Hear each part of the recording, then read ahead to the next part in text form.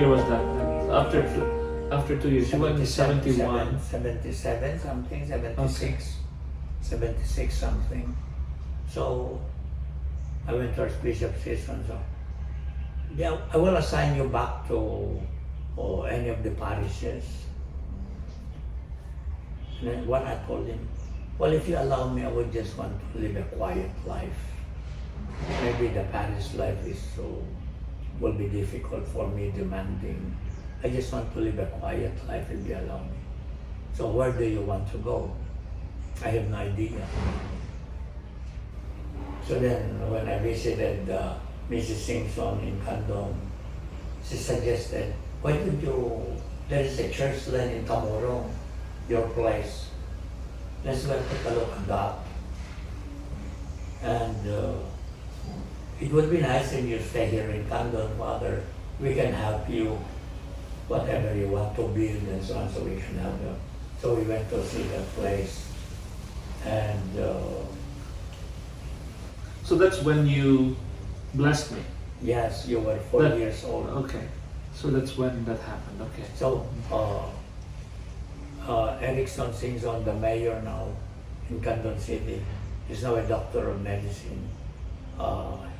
He was also with me. Mrs. Singson brought him with her when we went to Camorong. And so we went before the grotto of Our Lady. And then I prayed, and you and Erickson were also doing like that. And afterwards I said, do you want to become priest? And both of you said yes.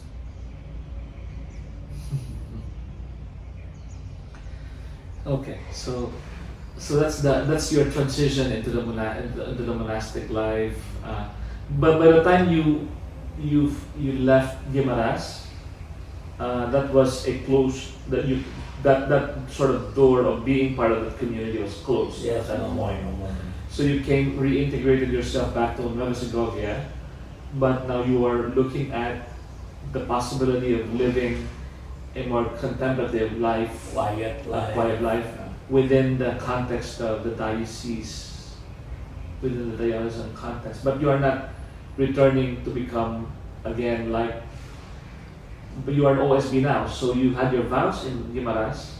No, I did not make my Oh, you vows. didn't make your vows, okay. But anyhow, in the beginning, I was still part of the Diocesan Presbytery. Oh, okay.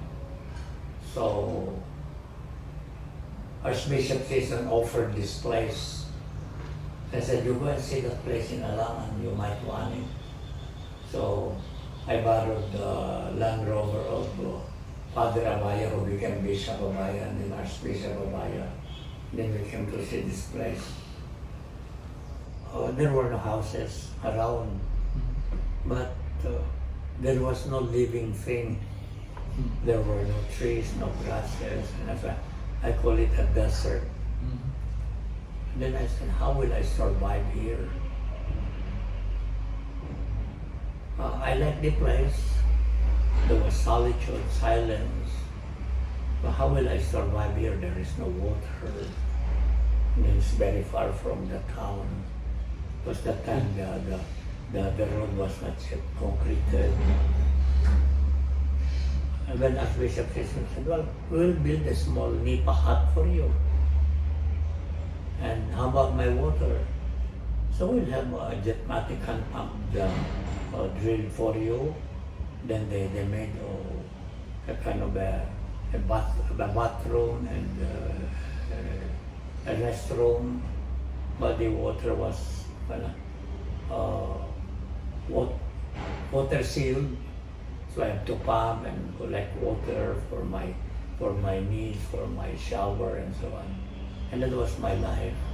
So I started to, I wash my clothes, I cook my food, I kept my little house. And then, but one condition laid by Archbishop Season is, we'll allow you to go there. But when the Archdiocese needs you, then you must lend a helping hand. Yes, of course, yes. I will lend a helping hand. And that's the time I stayed here. And then many people heard about me here. Then they wanted to come to make a recollection. But there is no chapel. Under the trees, there are no trees. But then now they were still coming to visit the place. Until the first thing I did was, Archbishop Season built my nipa hut, and then the first thing I did was to build the chapel. And my friend in Vigan, Doña Luisa, she funded that chapel. It was in 1978. That was 120,000. And then I built nipa huts because there were people asking to come and make the recollection. So if they stayed overnight, they would sleep in. But there was no electric light.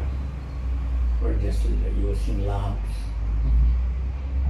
It's very different from what it looks now. Yes.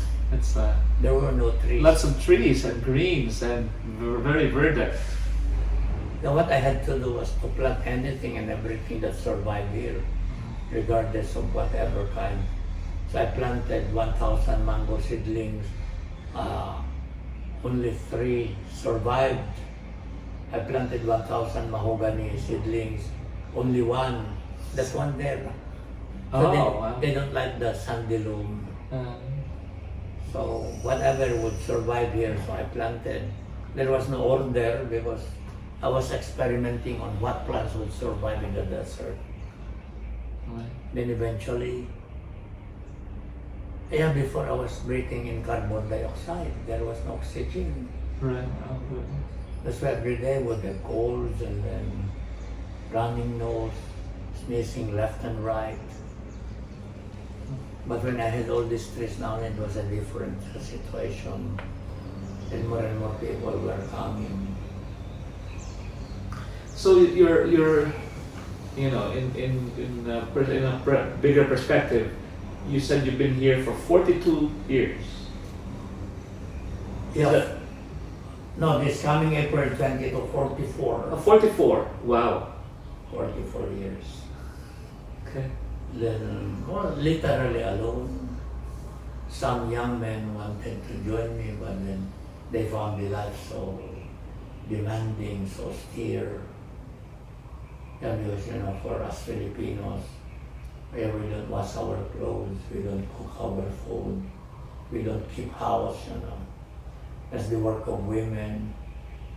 What do we have to do it? Well, several came and coming. Through the years, people came and tried and lived and then left. Uh-huh. But definitely, I'm sure, bringing with them a piece of the spirit of this community, of this place. Huh? Like, there was one musician from Tahanan ng Mabuting Pastor. He wanted to join, and he plays the organ very well, and he's a composer. But then he said, I will have myself ordained first in Bicol, then maybe have a team of pastoral ministry for 2 or 3 years, then I come back. And I said, I will wait for you. But it's unfortunate. I heard he left the prison the 3rd year of his ministry. Sayang, no? I said, sayang. Yeah. So I mean, that's in many ways 44 years of being here in this place that has become your spiritual home, and also the venue of many of your ministry as a priest and as a monk. Yes. Can you tell me a little bit about sort of your lifestyle? I mean, what comprises the day of your life as a monk? I can imagine it's different every day, depending on what needs come. But what keeps the rhythm? What are the things that become constant in your day-to-day activities in the monastery? Prayer. So I pray 7 times a day. Matins. What time is your matins? That's a bit. midnight. Okay. Midnight. And then morning prayer about 5. I see. And then Holy Mass in the morning. Okay. In the beginning, I was celebrating my Mass in my Kobo. When there were 3 old women who were coming, so I celebrated Mass with them. Then after breakfast, around 7:30, mid-morning, and then midday, then lunch, rest time, siesta time, 2:30 mid-afternoon, and sunset, evening prayer, and then the light dinner, then night prayer, then go to sleep. Actually, that's the rhythm of the day, and it's the rhythm for every day. Now, in between the mid-morning and the midday, I do manual work. If there are no people coming for retreats and recollections, so I would I planted pechay, and then things like those, or I water the gardens, like that. And then after I have established this place, then there were many requests outside the monastery, mostly retreats.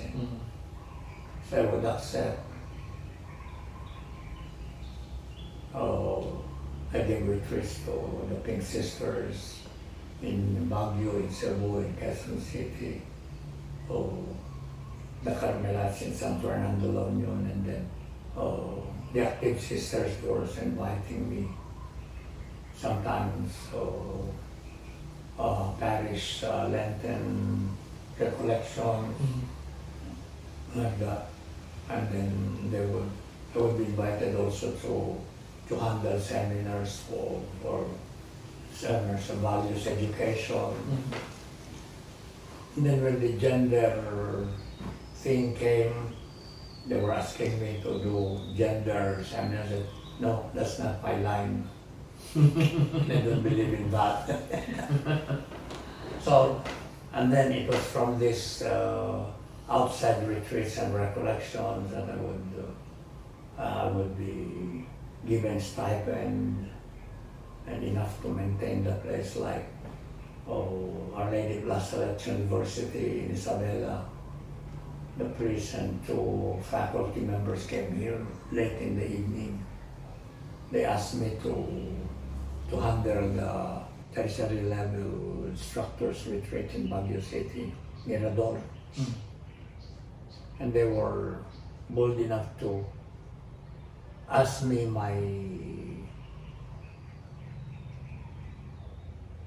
the ceiling rate. And since they asked me the ceiling rate, I said 16,000 a day. Then they collected it. So for 2 days they paid me 32,000. Well, that's a handsome amount, no?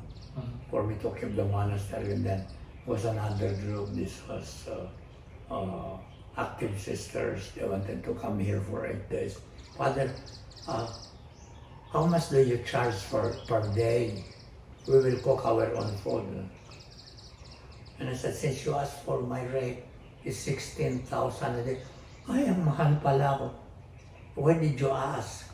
It can also be thank you. But since you asked, so I told you my rate. But if you are so poor, or you don't have money because you are poor, it's enough to say thank you at the end of the 8 days. Yeah, like that. So I had all kinds of, and then giving recollections to married couples, husbands and wives. They would come here. That was a married group, but most of those who came here were students. They would stay for 1 day. So that's how. If I have retreats, I don't do manual work. That would be my work. Yeah. And then I would schedule it in such a way that when it's time for the prayer, and then it's also their time to do their meditation. So I will not miss my prayers. A very interesting group that came here was the group of Bishop Andaya of Tabuk. He came with his clergy, both the CICM missionaries and then the diocesan.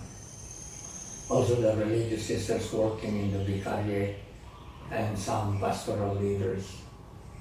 So they started from Tabuk and they got the way to Patapat, and then Patapat was under repair, so they had to go back.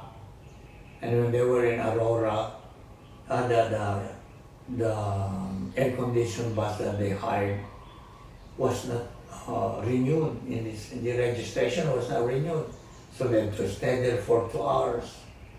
And then they had to. It took them from Tabuk to here 16 hours. Wow. It's like Paris to Manila, Manila to Paris. They were quarreling along the way. They were blaming their bishop for bringing them here and so on. No, I did not ask you to come here. You were the ones who decided to come over here. And it was nice. And then I started the retreat, exposed to Blessed Sacraments. They would stay in the chapel for 1 hour adoration to begin the retreat. And then Bishop Andaya said, Father Rabang, may you give us some few moments before you expose the Lord. But definitely. And then he came forward and said, well, I'm really sorry, he told this priest. I'm really sorry that I lost my temper with you when we were along the way, because you were all complaining and blaming.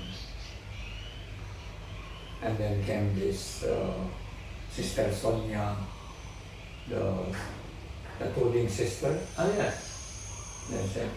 And she said in Ilocano, you priest, because you are also very naughty, and you even drunk along the way, and you bought wine, and so you lost control of yourselves.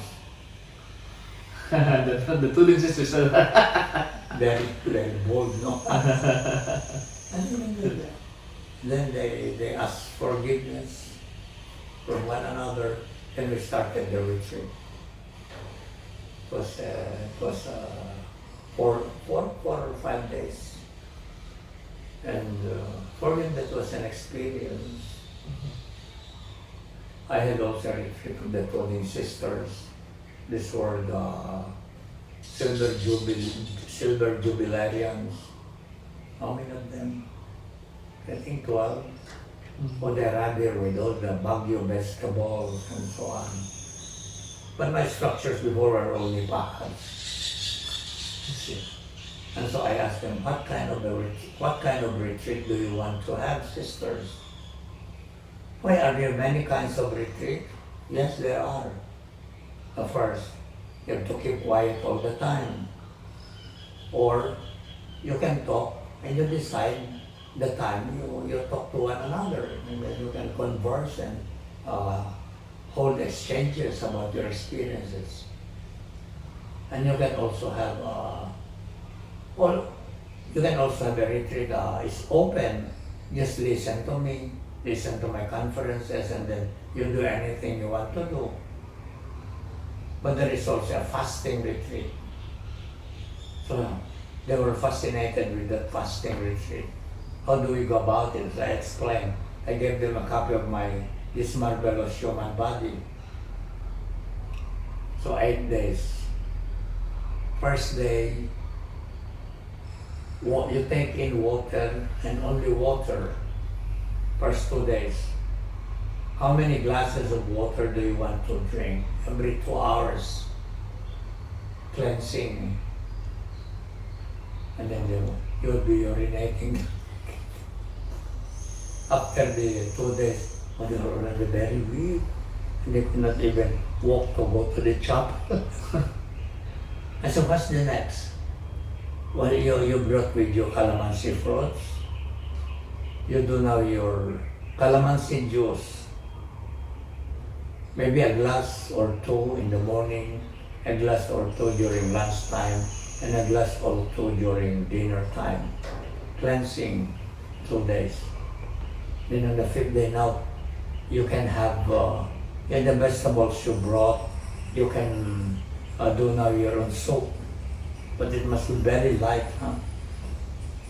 No solid, just soup, 2 days. And then on the 7th day, you can begin now to eat something solid, but very light in the morning and then during lunch and during dinner time. And then on the 8th day, you can have now your full meals.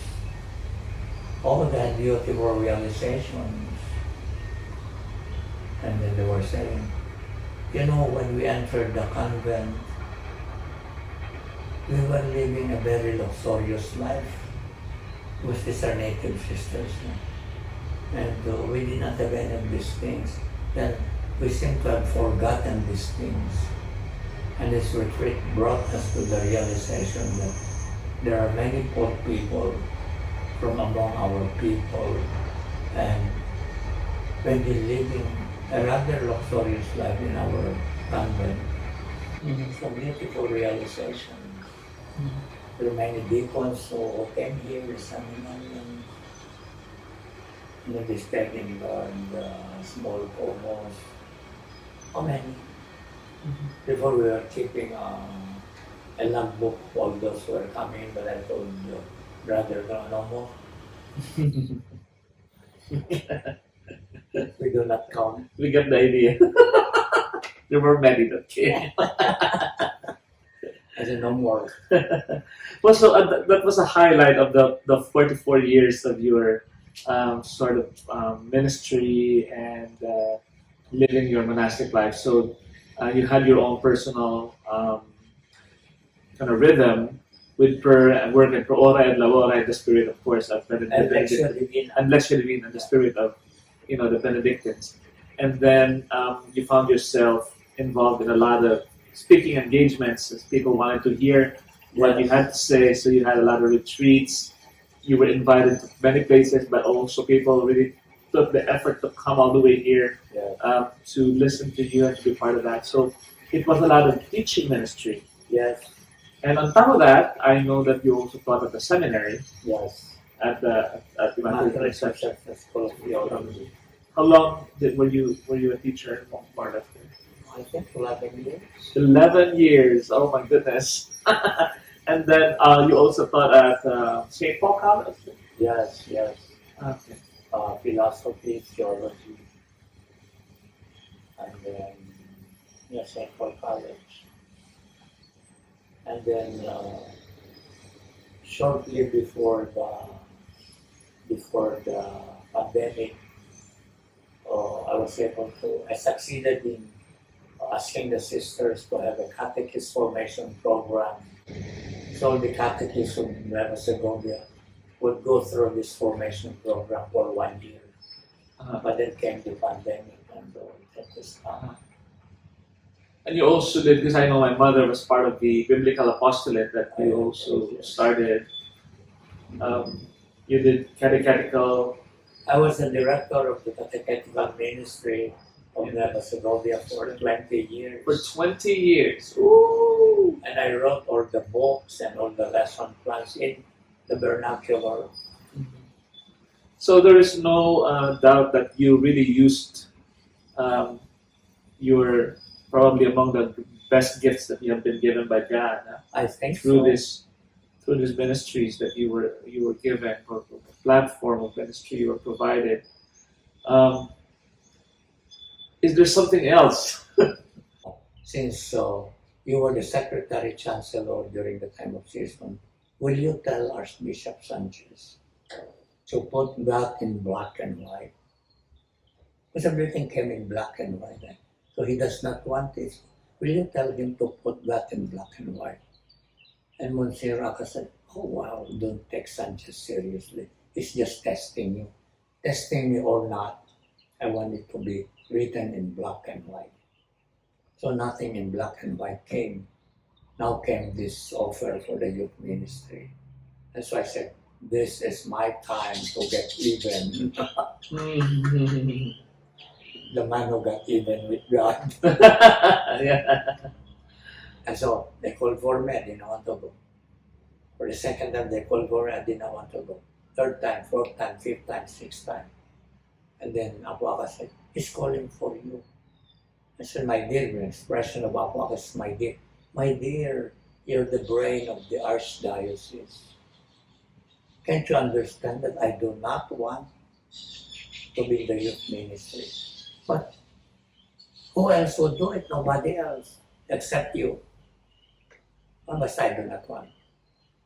But then I was disturbed, I cannot, continue getting even with the Archbishop and still say that I am a man of prayer, a man of the Spirit. So I went.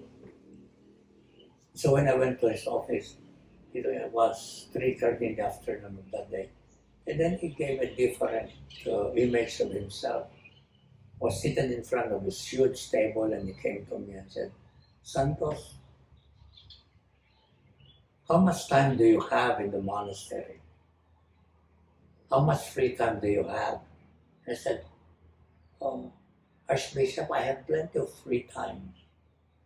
Leisure time after my prayers and my lectio divina and my manual work. I have all the time to be free. Then, can you give me a little of your free time for the youth ministry?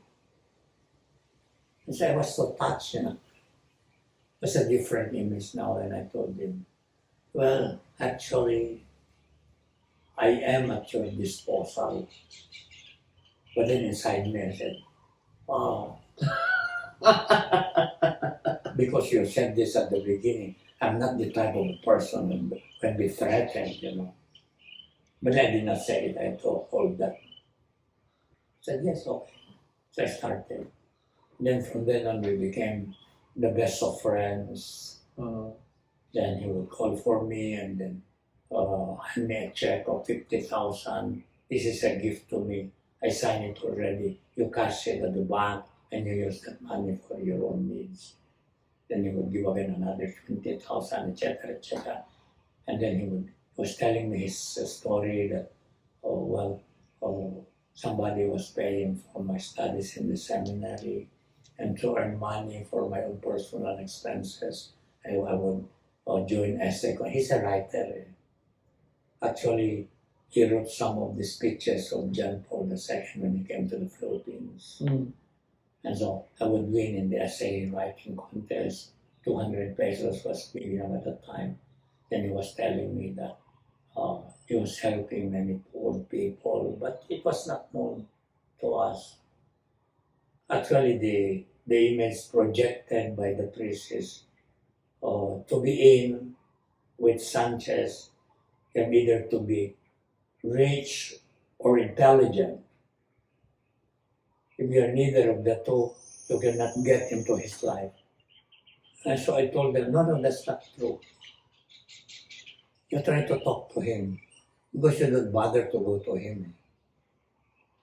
And he was the one who wrote a decree of Christ of the Desert as Religious Institute of Diocesan Right after consulting Rome.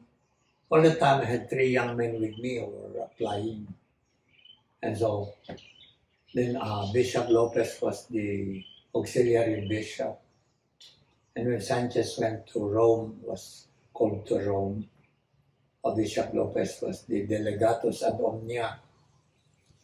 But then before he left, Sanchez wrote the decree instituting Christ of the Desert Monastery as a religious institute of diocesan right.